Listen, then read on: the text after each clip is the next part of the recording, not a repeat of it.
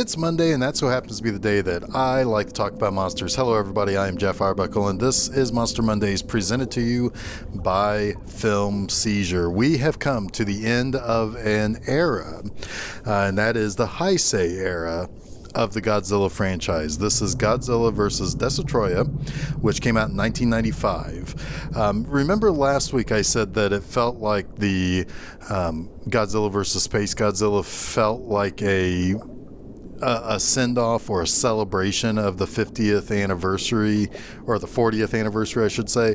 And in a way it kind of was, but it really didn't go over the way that Toho really wanted it to. Yes, 1994 was the 40th anniversary of the Godzilla franchise, but 1995 and this film would really kind of celebrate the whole franchise in a little bit better way.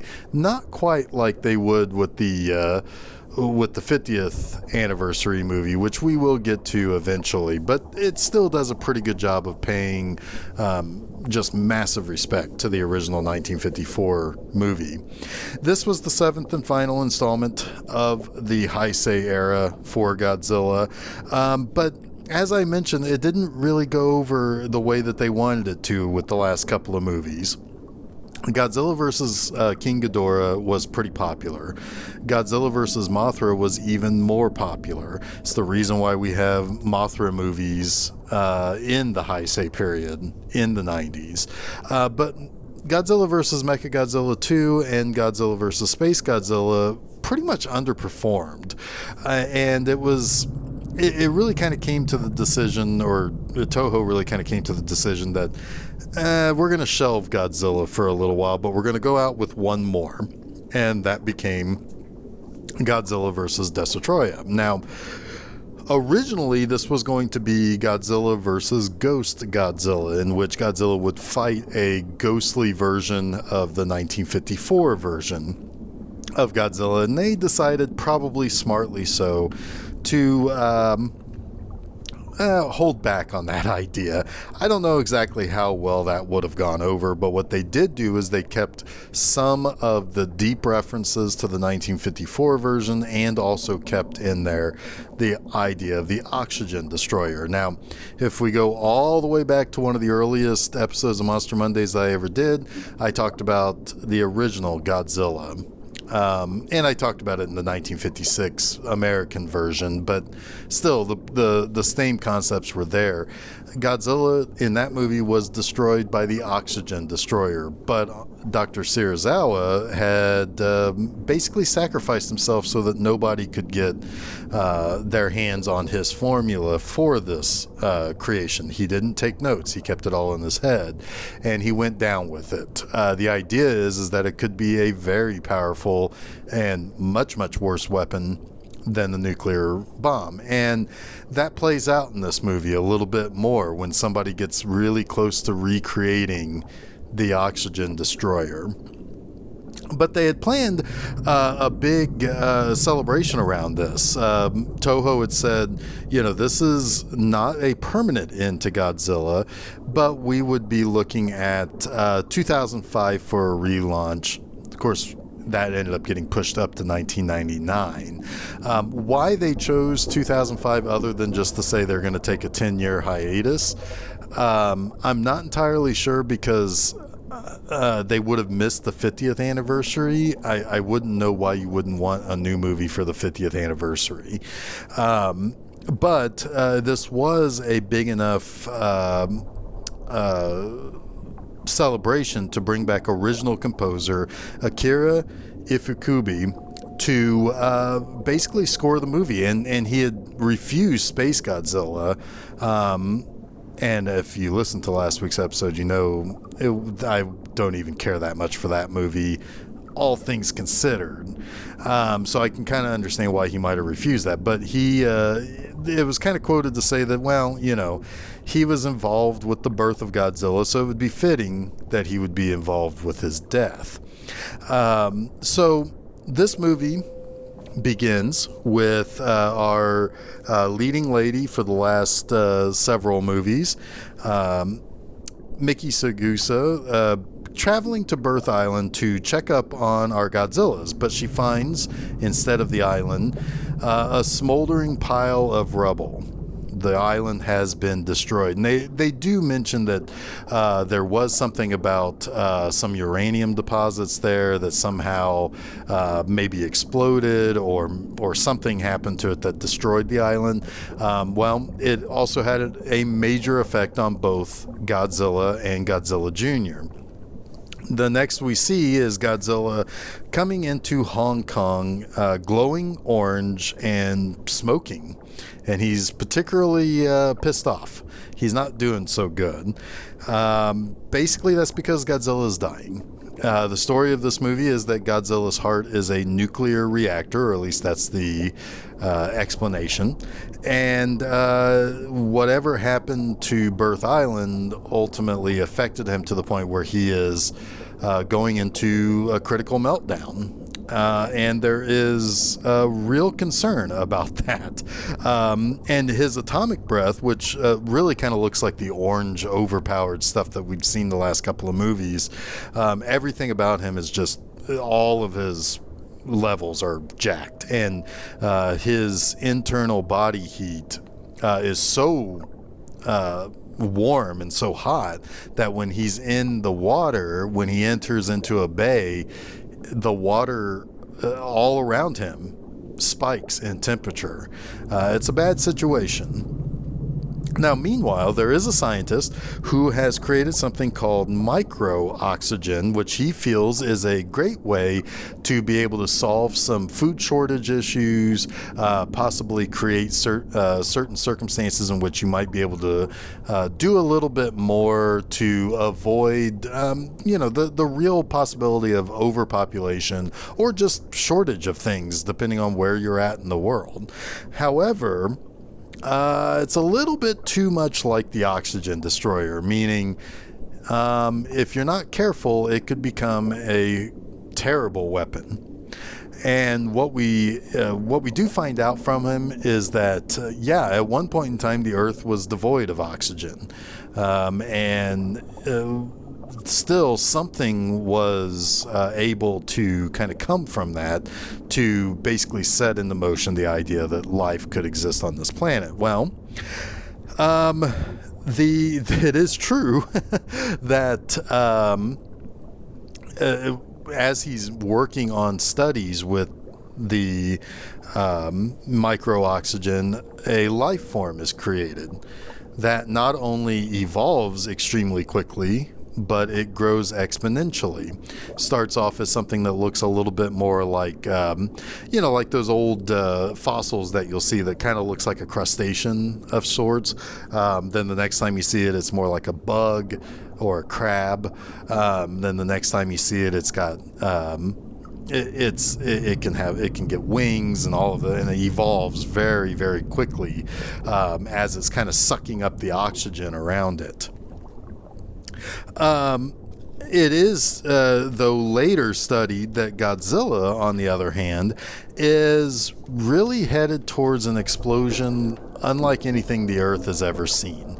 Basically, it could be something that, as he goes up, it will ignite the atmosphere and make it explode, thus canceling out all life on Earth almost instantly.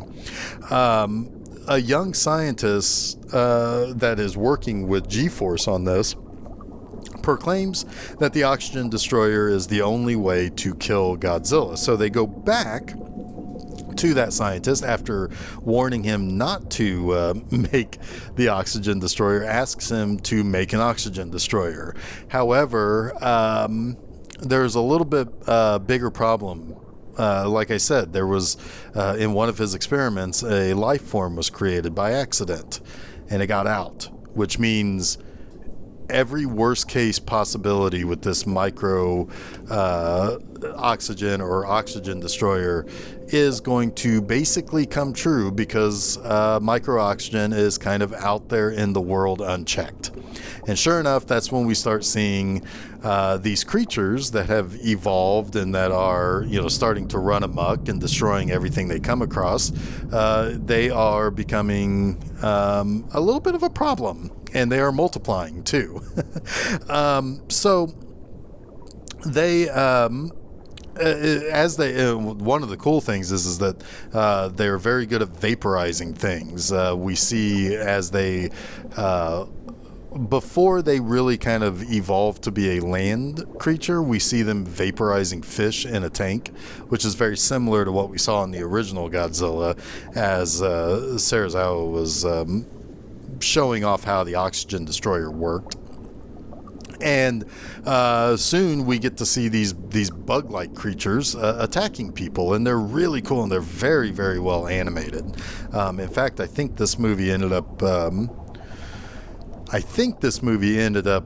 winning some Japanese Academy Awards for special effects. I could be wrong on that. It could have been the previous one that I'm thinking of, but still, regardless, this movie is done very, very well with its something a little bit more stop motion with the earlier forms of Destoroyah. Meanwhile, so what's going on with Godzilla? Well, there's another concern. His meltdown is maybe turning into something that might be far, far worse. There is a concern that it's not going to be something that will essentially blow up the atmosphere. Instead, it might be a China syndrome situation. And what's China syndrome? Well, China syndrome is a meltdown that is so superheated, so overly powerful that it not only melts through its containment field, but it melts through the crust of the earth into the core and out the other side. China is always joked about as being on the other side of the world. They named it after that. It's the China syndrome. It would basically break up the earth pretty quickly. It would certainly destabilize it, and it would certainly make it impossible for anything to live here. So that is now what the real concern is with Godzilla. But G-Force has some ideas. They have some cadmium bombs that will help freeze him. They have some lasers that will project cold, I guess, onto him. And they hope that if they do it at just the right time, they will be able to help stop the meltdown. Later, we do see that Godzilla Jr. did not perish on Birth Island when there was whatever turned it into a smoldering pile of rock. He shows up, and he's looking an awful lot like his dad. And when he is kind of traveling around, it's decided, well, we may have to sacrifice Tokyo. Get everybody out of Tokyo. Mickey, lure the Godzillas to Tokyo, and hopefully Destoroyah will show up there, and we'll see if Destoroyah's oxygen destroyer-based life form and powers will ultimately destroy the meltdown Godzilla. So they make plans to evacuate everything 200-mile radius from Tokyo, and they're going to go and get the monsters there. Well, unfortunately, Godzilla Jr. is the first one there, and he is very under-equipped to deal with a new form of Destoroyah, which is basically all of the little crab monsters aggregated together into this flying, little bit like a bird type of creature. Even though it's leathery and lizard-like. What it begins to do is it's able to feed off of the energy and the life force of Godzilla Jr. And even though Godzilla Jr. is able to fight him off for a little bit until Dad shows up, Destoroyah evolves again into this gigantic bat-winged devil-looking creature. I had mentioned last week how I like the look of Space Godzilla being kind of a demonic version of Godzilla. Destoroyah, it was designed basically to look like Satan himself. It is a very scary creature, very large creature. He's got tricks up his sleeve that you don't normally see a monster have, and he's more than a match for not just one Godzilla, but for both Godzillas. He eventually flies off with Godzilla Jr., dumps him in an airport, and then blasts him essentially to death. Godzilla, pretty pissed off about this, only accelerates his meltdown. And now, G-Force is having to prepare for whatever they need to do to try to cool off Godzilla, but at the same time, they still have to wait and see what Destoroyah is going to do. Well, Godzilla is able to get to his son. He tries to give him a little bit of his radioactive stuff to see if that revives him. It doesn't. He's dead. And now Godzilla is extra pissed, and Mickey and some of the other G-Force people who've kind of taken a shine to Godzilla Jr. is also quite upset about this. But the real problem, the real concern is right in front of them, because Godzilla is approaching the all too critical 12,000 degrees Celsius. Once he gets to that, he is in full meltdown. So he's fighting Destoroyah. G-Force is trying to get into position to help. Godzilla's body heat is going off the scales. His atomic breath is more powerful than it's ever been. In fact, it really starts to mess up Destoroyah, and it ends up vaporizing Destoroyah. But at that point, it's too late for our Big G, and Godzilla begins literally melting down. And it's done in this really kind of emotional way, where we're seeing Godzilla dying in slow motion, and he's being covered in as much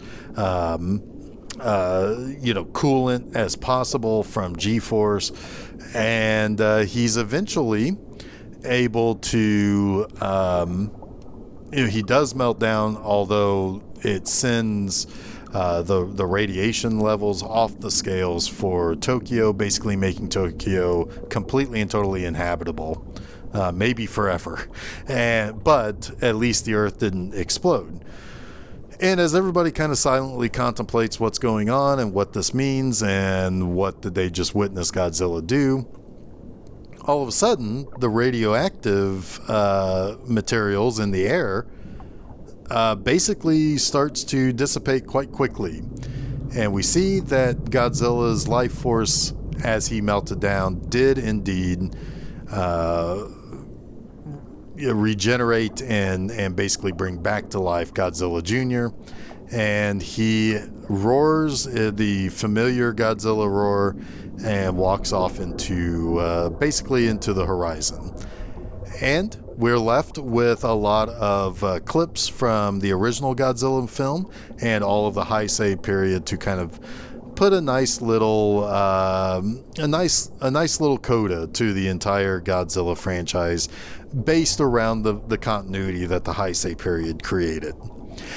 This movie is, quite frankly, one of the absolute very best Godzilla films of the franchise.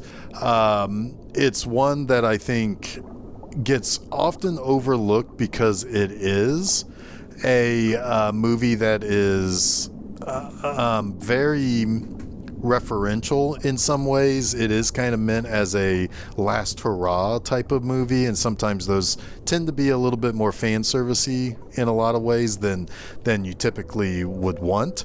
However, that's not really what's going on here. This is one of the few Godzilla movies that perfectly balance the human side of the story and the monster side of the story. You feel terrible for Godzilla in this. He is obviously in pain. And you feel for him when he finds Godzilla Jr. and he's dead and he's angry about that. And you get you do wonder, if they didn't ultimately do their best to really send this creature, one of the greatest known monsters in Hollywood, or in film history, I should say, and they really sent him out on a high note here.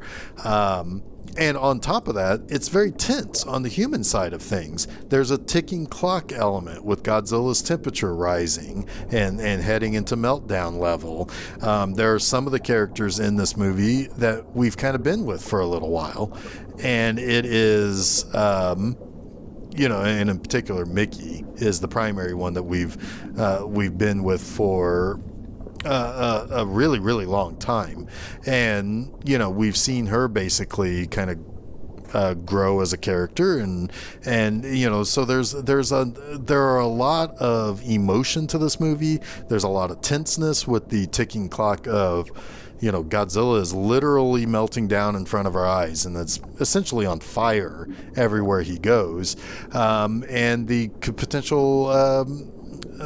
potential fallout, no pun intended, from that. So this is one of those movies that is probably among my top 5 favorites in terms of quality. Now, granted, whenever you see a list of counting down Godzilla movies, it really kind of comes down to two things. Are you counting these down based on their full on the completeness of the movie itself, between the monsters, between the human story, between implications of things, or are you counting these down based on the monster fights?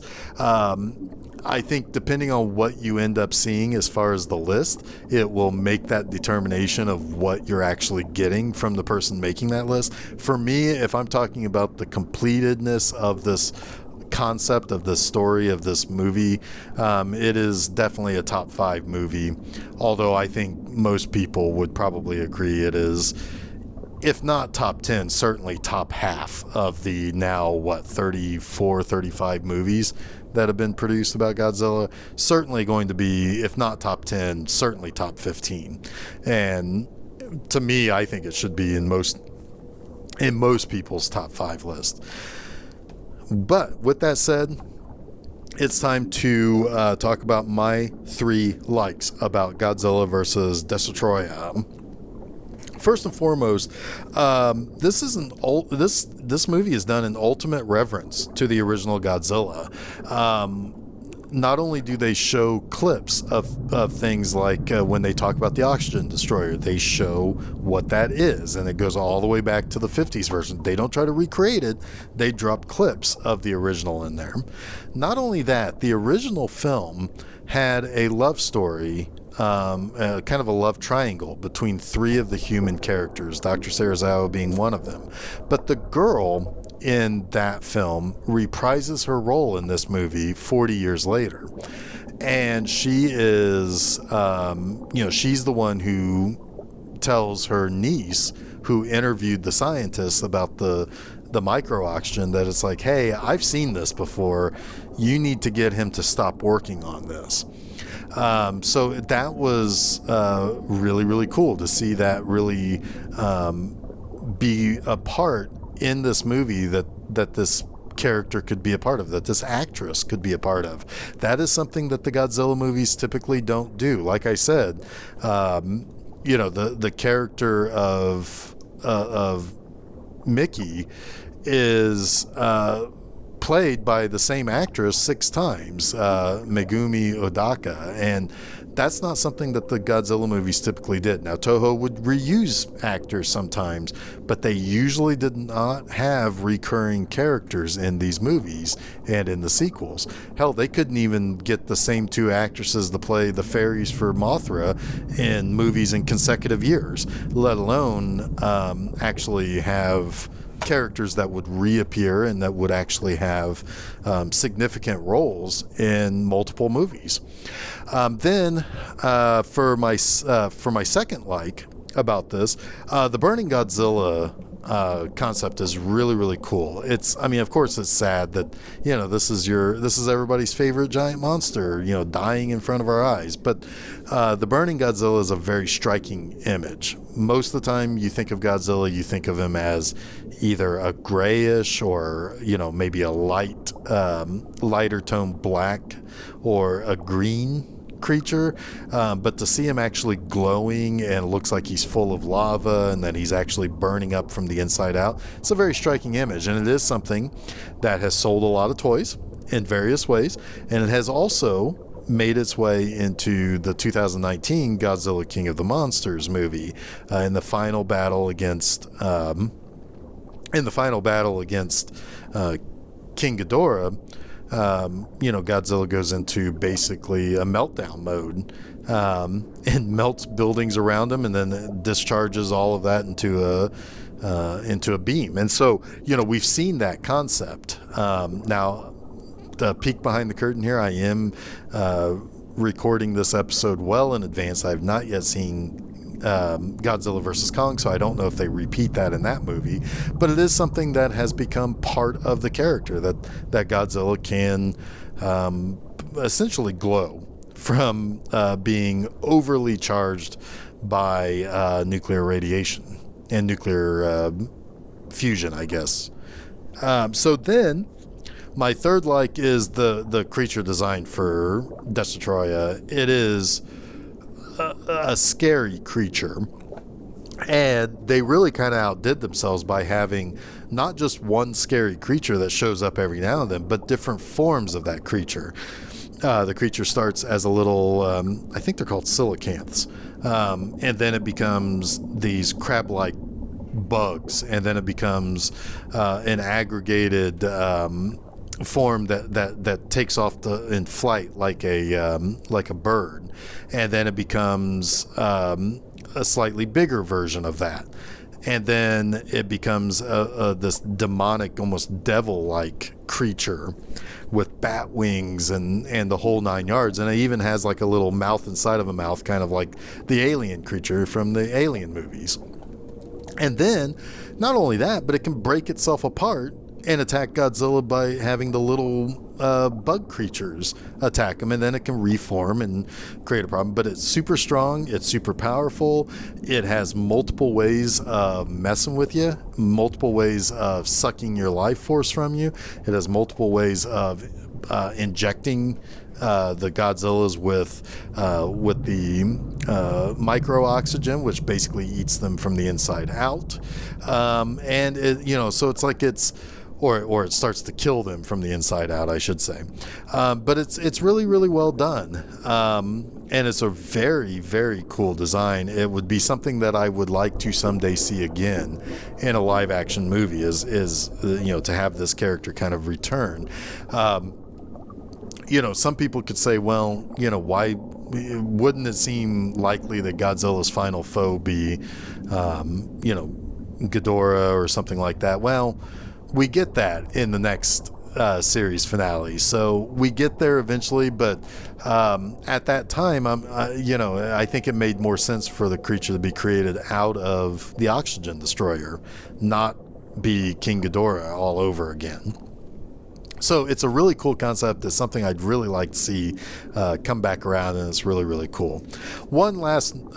Two last notes here. There is one really cool line. It is a little fan servicey, but it is a really cool line that's spoken by Mickey.